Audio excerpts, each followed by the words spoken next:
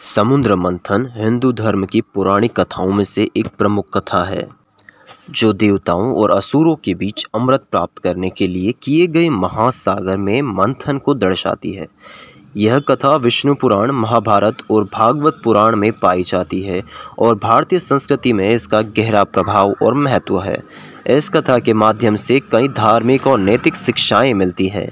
यहाँ हम समुद्र मंथन की पूरी कथा का विस्तार से वर्णन करेंगे, जिसमें इनकी पृष्ठभूमि, मंथन की प्रक्रिया और उनसे प्राप्त शिक्षाओं का गहन विवरण है।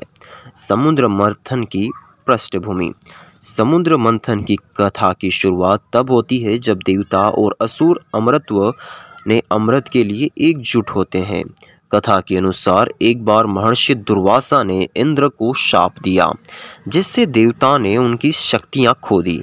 इस स्थिति का फायदा उठाकर असुरों ने स्वर्ग पर आक्रमण कर दिया और देवताओं को पराजित कर दिया। परेशान देवता भगवान विष्णु के पास गए और उनसे सहायता की प्रार्थना की। विष्णु ने सुझाव दिया कि अमृत को प्राप्त करने के लिए उन्हें असुरों के साथ मिलकर क्षीर सागर का मंथन करना चाहिए। मंथन की तैयारी। भगवान विष्णु के सुझाव पर देवताओं ने असुरों से सहयोग मांगा। असुरों ने इस शर्त पर सहयोग किया कि अमृत को समान रूप में बांटा जाएगा। मंथन के लिए मंदार पर्वत को मथानी और वासुकी नाग को रस्सी के रूप में चुना गया। विष्णु ने कछुए अवतार धारण किया और मंदार पर्वत को अपने कवच पर संतुलित किया, ताकि यह समुद्र में डूब न जाए। मंथन की प्रक्रिया। मंथन की प्रक्रिया शुरू हुई, जिसमें देवता और असुर ने वासुकी नाग को पकड़कर समुद्र मंथन करना शुरू कर दिया। मंथन के दौरान समुद्र में कई अद्भुत वस्तुएं और प्राणी निकले, जिन्हें देवताओं और असुरों में बांटा गया। तो पहला है हलाहल विष। मंथन की शुरुआत में ही समुद्र में एक अत्यंत विषैला विष हलाहल निकला, जिसमें सभी को भयभीत कर दिया। इस विष के प्रभाव से पूरी सृष्टि संकट में आ गई। विष की समस्या को हल करने के लिए भगवान शिव ने अपने कंठ के धारण कर लिया, जिससे उनका कंठ नीला हो गया और वे नीलकंठ कहलाए। कामधेनु। कामधेनु जो इच्छानुसार दूध देने वाली गाय थी, मंथन के दौरान समुद्र से निकली। इसे ऋषियों को दिया गया ताकि वे यज्ञ और हवन के लिए इसका उपयोग करें। उच्चश्रवा। उच्चश्रवा जो 7 सिरों वाला एक दिव्य घोड़ा था, मंथन के दौरान निकाला। इसे असुरों ने लिया और क्योंकि यह उन्हें शक्ति और गति प्रदान करता था। ऐरावत जो एक सफ़ेद हाथी था, मंथन के दौरान निकला। इसे देवताओं ने लिया और इंद्र के वाहन के रूप में इसे स्वीकार किया। कौस्तुभ मणि। कौस्तुभ मणि जो अत्यंत कीमती रत्न था, मंथन के दौरान निकला। इसे भगवान विष्णु ने धारण किया। कल्प वृक्ष जो इच्छाओं को पूरा करने वाला वृक्ष था, मंथन के दौरान निकला। इसे देवताओं ने स्वर्ग में लगा दिया। अप्सराएं। मंथन के दौरान समुद्र में कई अप्सराएं निकली, जो अद्वितीय सौंदर्य की धनी थी। ये अप्सराएं स्वर्ग में निवास करती है और देवताओं की सेवा करती है। लक्ष्मी। मंथन के दौरान देवी लक्ष्मी समुद्र से निकली। उन्हें भगवान विष्णु की अर्धांगिनी माना गया और उन्होंने विष्णु से विवाह किया। लक्ष्मी धन, समृद्धि और वैभव की देवी है और उनके प्रकट होने से देवताओं को बहुत खुशी मिली। रत्न और औषधियाँ। मंथन के दौरान समुद्र के अनेक प्रकार के रत्न और औषधियाँ भी निकली, जिन्हें देवताओं और असुरों ने बांटा।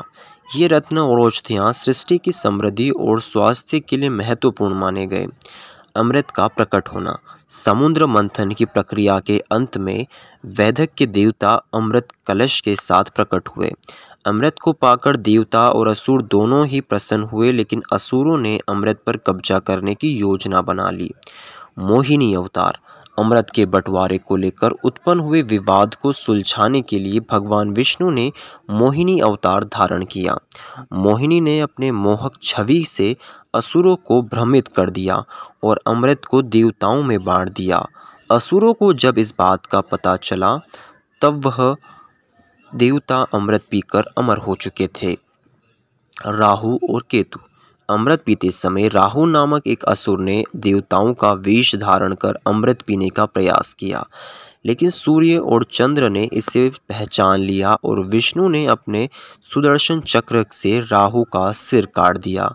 राहु का सिर अमर हो गया क्योंकि उसने अमृत पी लिया था। राहु का सिर राहु और धड़ केतु के नाम से जाना गया। समुद्र मंथन की कथा केवल पौराणिक घटना नहीं है, बल्कि इसमें कई महत्वपूर्ण शिक्षाएं भी हैं। सहयोग और समन्वय। देवताओं और असुरों ने अमृत प्राप्ति के लिए मिलकर कार्य किया। यह दर्शाता है कि कठिन से कठिन कार्य भी सहयोग और समन्वय से संभव है। धैर्य और परिश्रम। मंथन की प्रक्रिया लंबी और कठिन थी, लेकिन देवताओं और असुरों ने धैर्य और परिश्रम से इसे पूरा किया। यह जीवन में धैर्य और परिश्रम के महत्व को दर्शाता है। संकटों का सामना। संकटों का सामना और ऐसी कई बाधाएं आई जिसे हलाहल विष, लेकिन सभी ने मिलकर इसका समाधान निकाला। यह दर्शाता है कि जीवन में आने वाले संकटों का सामना कैसे करना चाहिए। आइए जानते हैं समुद्र मंथन की सांस्कृतिक धरोहर। समुद्र मंथन की कथा धार्मिक संस्कृति में गहरी धरोहर के रूप में बसी हुई है। इसे विभिन्न कला रूपों जैसे कि चित्रकला, मूर्तिकला, नृत्य और नाटकों में दर्शाया गया है। कई मंदिरों और धार्मिक स्थलों में समुद्र मंथन की मूर्तियां और चित्र देखे जा सकते हैं। विशेष रूप से कंबोडिया में अंगकोर वाट मंदिर में समुद्र मंथन की एक विशाल मूर्ति प्रतिष्ठित है, जो इस कथा की वैश्विक महत्वता को दर्शाता है। समुद्र मंथन की कथा को आध्यात्मिक दृष्टि से देखने पर यह आत्मज्ञान और आंतरिक संघर्ष का प्रतीक है। मानव जीवन में आत्मा और अहंकार के बीच संघर्ष होता है, जिसे संतुलित करने के लिए मंथन की आवश्यकता होती है। इस मंथन के दौरान आत्मा की से विभिन्न प्रकार की शक्तियाँ और विकार निकलते हैं, जिन्हें आत्मज्ञान की प्रक्रिया में समाहित करना होता है। अतः आत्मज्ञान अमृत की प्राप्ति होती है, जो मोक्ष और आत्म साक्षरता का प्रतीक है।